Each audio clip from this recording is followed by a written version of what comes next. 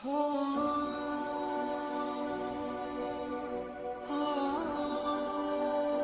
لوگوں نے مشرکین سے ہمیشہ دوستی گانٹھی ہے. آج بھی میں آپ کو یہ بات بتا دوں کہ ان کی اسلام کی مخالفت میں جو دوستی ہے یہودیوں کی، آپ کو پتہ ہے یہاں پر جو بھی اسلام اور مسلمانوں کے خلاف بھونکے گا ہندوستان میں، یہ ان کا آٹومیٹک دوست بن جائے گا، آٹومیٹک دوست بن جائے گا. مجھے آج تک یہ بات سمجھ میں نہیں آتی، یہ پاکھنڈی جو یہاں بیٹھ کر بھونکتے ہیں اسلام کے خلاف، مسلمانوں کے خلاف، ان کے اسرائیلی یہودی کب سے دوست بن گئے ہیں؟ وہ تو گائے کا گوشت کھاتے ہیں، کھلے عام کھاتے ہیں، لیکن پھر بھی دوست ہیں. وہ ان کے خداؤں کو برا بھلا کہتے ہیں، وہ آئیڈل ورشپرز کو گالی دیتے ہیں، پھر بھی دوست ہیں. یہودی ان کے دوست ہیں، نہ ان کے بھگوانوں کو مانتے ہیں، نہ خداؤں کو مانتے ہیں، نہ ان کی ماتا کو مانتے ہیں، بلکہ ماتا کو کھاتے ہیں. اس کے باوجود ان کے گہرے دوست ہیں. کیوں؟ اس لیے کہ دشمن ایک ہے، اسلام. مسلمانوں کو ٹارگٹ کرنا ہے، اسلام کو ٹارگٹ کرنا ہے. اس لیے وہ بھی بھائی ہیں، یہ بھی بھائی ہیں. اے مسلمانوں، میں آپ کو یہی دنیا کی ہیپوکریسی آپ کو سمجھانا چاہتا ہوں.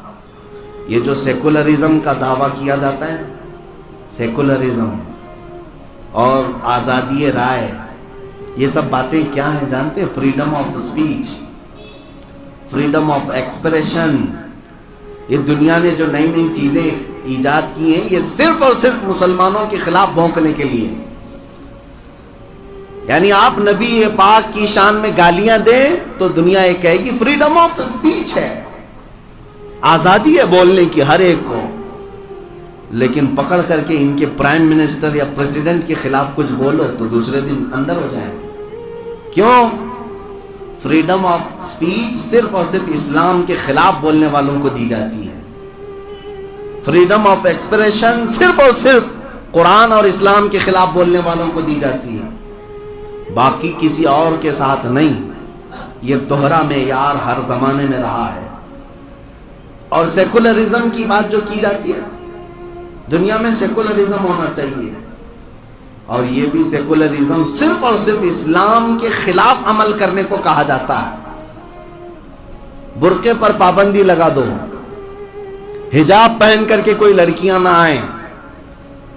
کالجز میں ابھی کرناٹک میں بھی یہ مسئلہ چل رہا تھا. ان سے پوچھا جائے تو صرف بات یہ یہاں سیکولرزم ہے، مذہبیت نہیں آنا چاہیے، سب جس طرح سے جی رہے ویسے رہو. یہ سیکولرزم صرف برقعے اور حجاب کے لیے کیوں ہے؟ کبھی کسی عیسائی نن کے خلاف تو بات نہیں ہوئی آج تک. عیسائی عورتیں بھی پورے حجاب میں رہتی ہیں، نہیں دیکھا ان کی عورتوں کو؟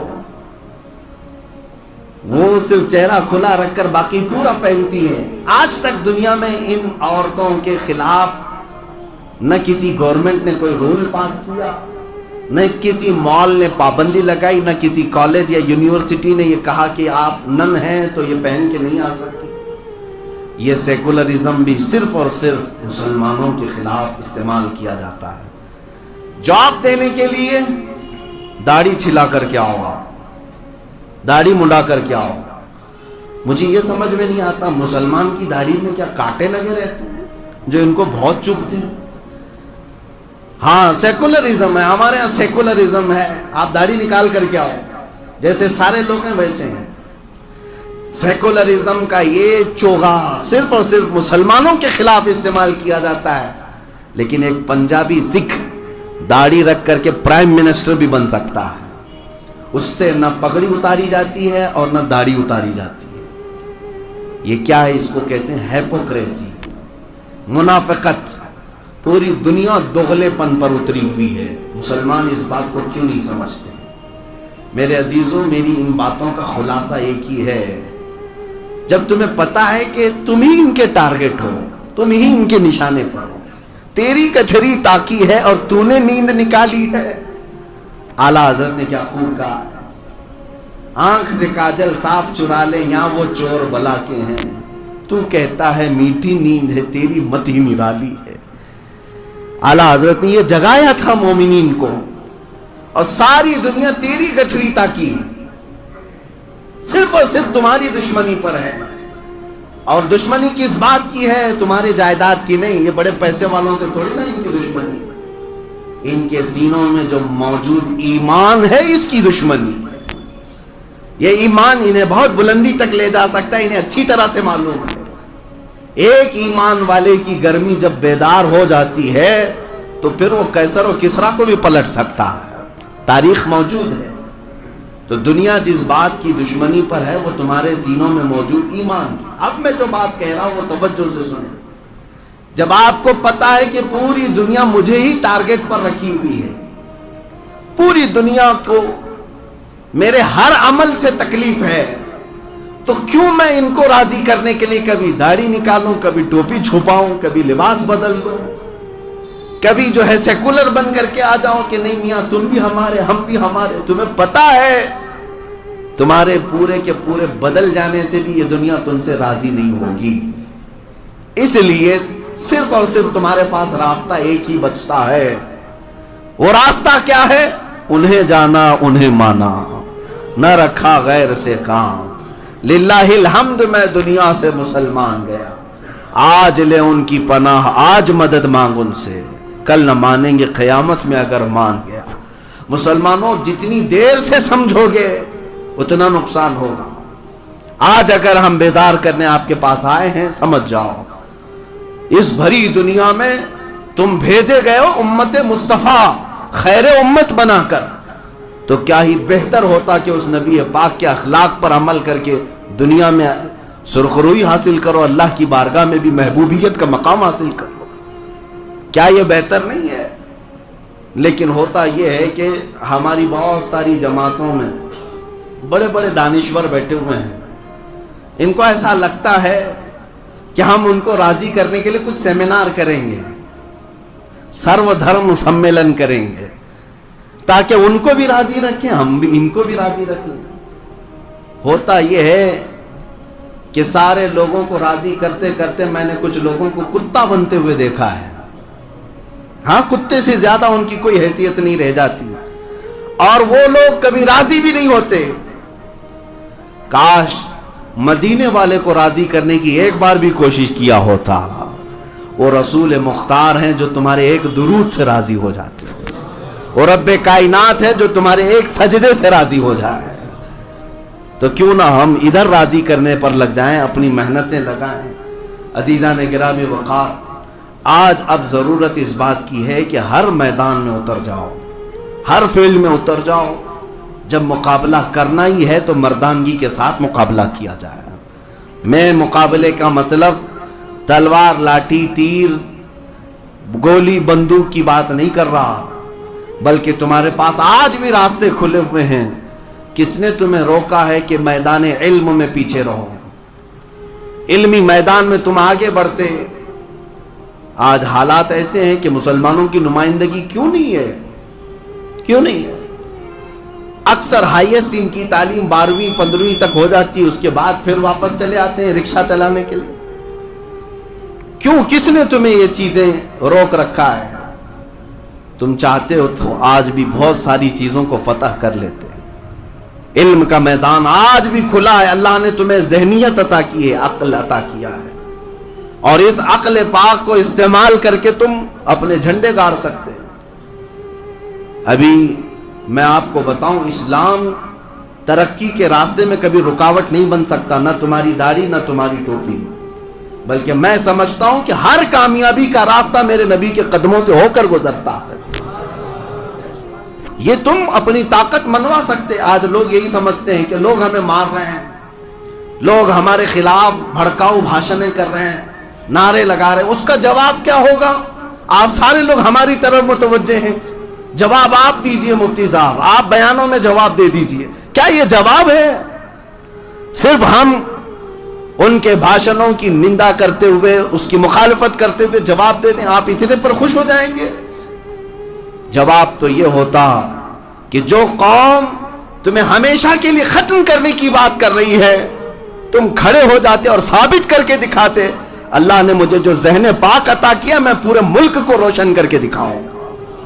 یہ عزم کرتے ہوئے کوئی بچہ کیوں نہیں اٹھتا؟ اگر نوجوان یہ عزم کر لے تو ہر میدان میں کامیابی ان کے قدم چومے گی. ہزاروں انجینئر بچے ہمارے پاس ہیں، ہزاروں ڈاکٹرز ہمارے پاس ہیں، لیکن یہ اگر متحد ہو کر کے یہ سوچ لیں کہ اسلام کسی کی ترقی کی آڑ نہیں بن سکتا، رکاوٹ نہیں بن سکتا. ابھی 2 ہفتے پہلے کی بات ہے، ایک نوجوان بڑی داڑھی ہے، 22 سے 25 سال کی عمر کا ہوگا، میرے پاس آیا. انجینئرنگ کیا ہوگا، لیکن ذہن جب کام کرتا ہے تو بہت ساری ایجادات بھی ہوتی ہیں. اس نے ایک نئی ایجاد کیا ہے جو ابھی فی الحال کسی کے پاس نہیں. فری انرجی جنریٹ کرنا، یعنی کرنٹ. یہ ہر ایک کا ایشو ہے آج. کرنٹ کہاں سے آتا ہے؟ یا پانی سے بن رہا ہے، کوئلے سے بن رہا ہے، یا پون چکی سے بن رہا ہے. جو کرنٹ کے سورسز ہیں وہ بڑے مہنگے ہیں آج، اسی لیے بجلی مہنگی ہے. لیکن اس نوجوان بچے نے اس بات پر اپنا دماغ لگایا کہ میں کرنٹ ایسی چیز سے بناؤں کہ کوئی بھی سورس ایسا نہ ہو جو مہنگا ہو، ون ٹائم انویسٹمنٹ ہو. ایک بار ایک مشین لگا دی جائے تو 100 سال تک کرنٹ پیدا کرتی رہے. اور الحمدللہ اسے کامیابی ملی.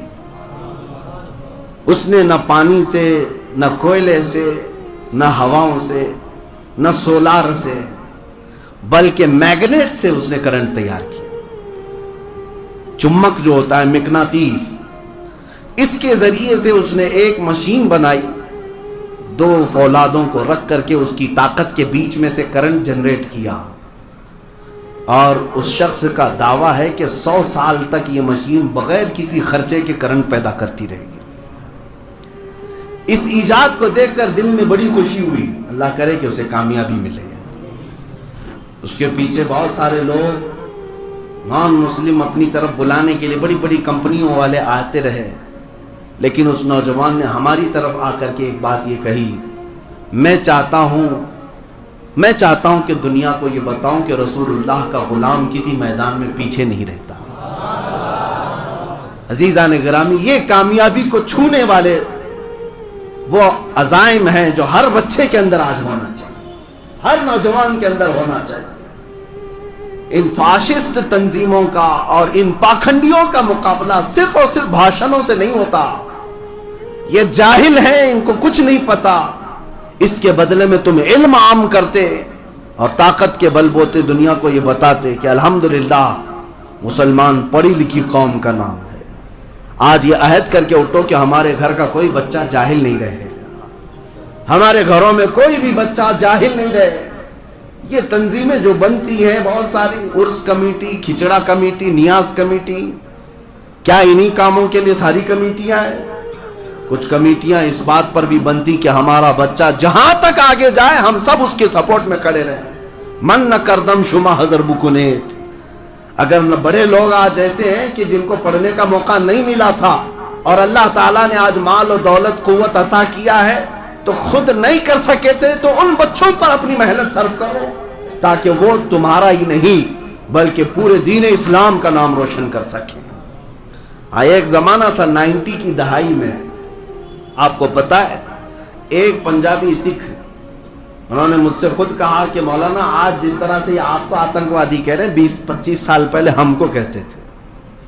30 سال پہلے کی بات ہے کہ جہاں کوئی پنجابی نظر آئے، سکھ نظر آئے، اس کو خالستانی، اس کو آتنکوادی، اس کو ٹیررسٹ کہا جاتا تھا. یہ مشہور ہے بات. ان کو بہت شک کی نگاہ سے دیکھا جاتا تھا. لیکن اس قوم نے سنگھرش کیا اور سٹرگل کیا، محنت بھی کیا. اپنی کمیونٹی کو اوپر لے جانے کے لیے انہوں نے اپنی آئیڈینٹی کبھی نہیں کھوئی، اپنی شناخت نہیں بدلی، اور محنت کر کے اپنے ہی قوم کے لوگوں کو کہاں تک، ہندوستان کے پرائم منسٹر کی کرسی تک بھی پہنچایا.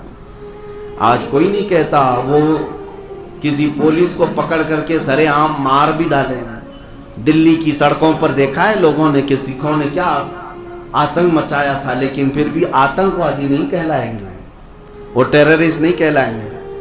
وہ سارے لوگوں پر ٹریکٹر چڑھا کر کے لال قلعے پر جھنڈا بھی چڑھا دیں، آتنکوادی نہیں ہیں، وہ دیش بھکت ہیں۔